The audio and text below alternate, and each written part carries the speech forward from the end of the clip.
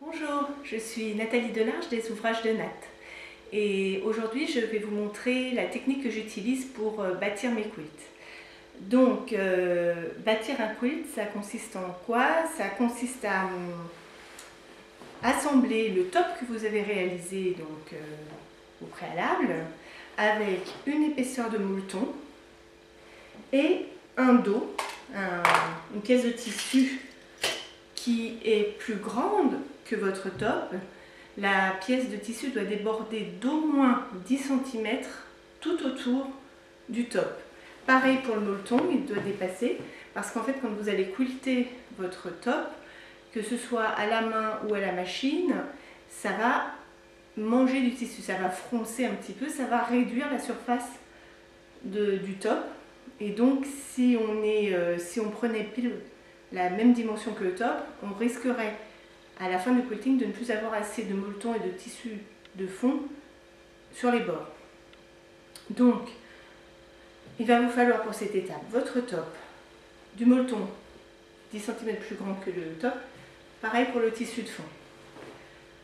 Et pour assembler ces trois épaisseurs, moi les techniques que j'utilise, ce sont les épingles. Donc j'utilise des épingles à nourrice que je garde dans une boîte ouverte parce que en fait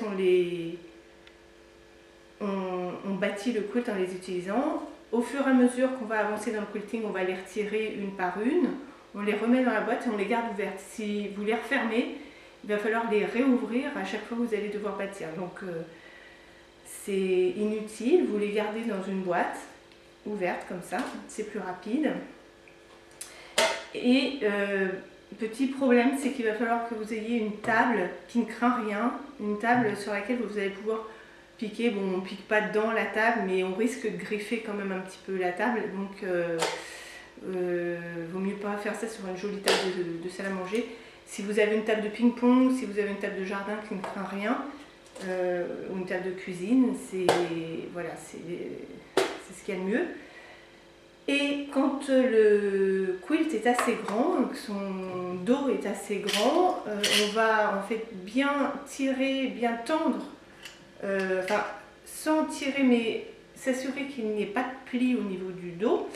Et pour ça on va le fixer avec des pinces de bureau, voilà, à la table. Donc voilà, donc là vous avez tout le matériel, vos trois épaisseurs, les épingles à nourrice et les pinces à bureau.